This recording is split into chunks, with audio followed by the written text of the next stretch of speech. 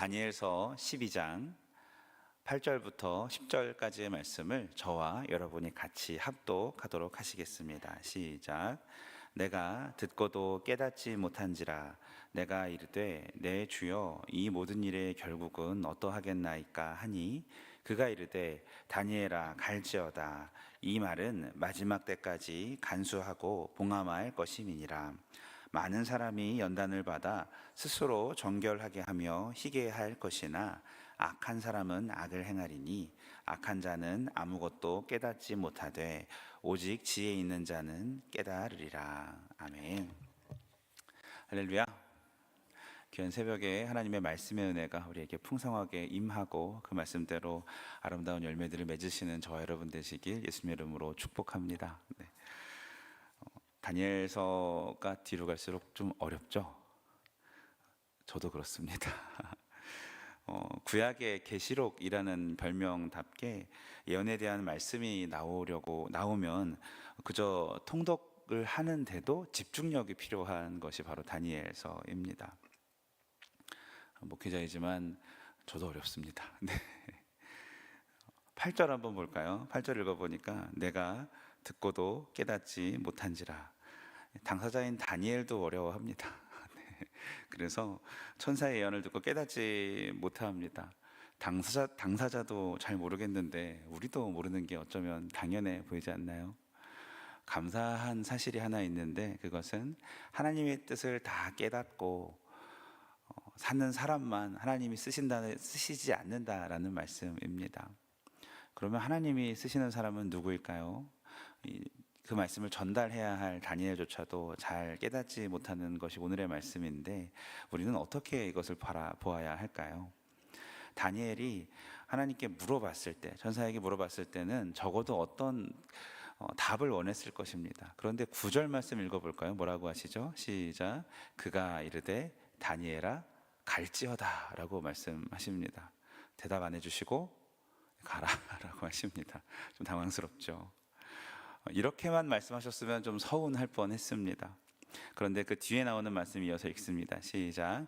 이 말은 마지막 때까지 간수하고 봉함할 것임이니라. 하나님의 말씀은 그 의미를 정확하게 알려고 노력하는 것도 중요하지만 그대로 간수하고 봉함하는 것, 즉 보존하는 것이 더 중요하다라는 말씀입니다. 이것은 마치 우리가 여러분 하나님에 대해서 다 아시나요? 그러지 않죠. 하나님께서 우리에게 보여주시는 만큼 우리가 알 수 있고 하나님에 대해서 우리가 느낄 수가 있는 것이죠. 내 이해력을 아득히 초월하는 하나님 그분 그대로를 인정해 드리고 하나님 안에서 우리가 온전한 믿음으로 만족감을 가지고 충만함을 가지고 살아가는 것, 그것을 신앙생활이라고 하는 것과 같은 이치입니다. 말씀에 대해서도 온전히 다 파악하고 알아가는 것이 아니라 주신 말씀에 대한 믿음을 가지고 그렇게 그 말씀을 잘 보존하면서 말씀을 지키면서 살아가는 사람들이라는 것이죠. 왜 말씀을 잘 보존하라고 간수하라고 하셨을까요? 그 말씀이 이루어지는 시점에 있는 백성들에게 정확하게 전달할 책임이 다니엘에게, 우리들에게 있다는 말씀입니다. 훗날에 신앙의 후배들이 고난 중에도 또는 쉽게 변하는 혼탁한 세상 속에서도 잘 보존된 말씀을 근거로 흔들림 없는 믿음을 가지고 살다가 그 말씀이 이루어지는 시점에서 세상이 하나님의 말씀대로 되는구나. 이 세상이 사람들의 세력대로 되는 게 아니라 어떤 나라의 국력 때문에 되는 것이 아니라 정치가 잘해서 되는 것이 아니라 결국은 하나님의 말씀이 이루어지는 하나님의 장이구나. 이것을 알으라고 우리에게 그 말씀을 보존하게 하시는 것입니다. 흔들림 없는 믿음을 마지막 때에 그래서 우리 후배들이 더 잘 지킬 수가 있겠죠. 그런데 다니엘과 우리는 조금 차이가 있죠. 다니엘은 지금 하나님의 말씀을 들은 것이고 지금 더 이상 하나님께서 기록할 말씀을 우리에게 주시지는 않습니다. 이미 우리에게 필요한 모든 말씀을 이 성경책에 다 기록하게 하셨습니다. 그러면 우리가 후손들한테 전해야 될 것은 무엇일까요? 따라해 봅시다. 말씀의 권위를 전하라. 바로 그것입니다. 하나님의 말씀이 모두 다 이루어질 하나님의 말씀이 권위가 있음을 우리 자녀손들에게 전해야 될 의무가 우리에게도 있는 것입니다. 자녀들한테 만나는 자리마다, 통화하는 자리마다 정말 말씀대로 되더라. 너 지금 힘드니? 말씀대로 될 것이야. 라고 하는 고백들을, 예언들을, 선포들을 우리가 해줘야 된다는 것이죠. 특히 어린 자녀들이 있을수록, 어린 손주들이 있을수록 더욱더 말씀의 권위가 새겨지고, 그래서 우리처럼 그들 또한 스스로 성경을 펼쳐볼 수 있도록 하는 것이 우리들의 사명임을 기억하시기 바랍니다.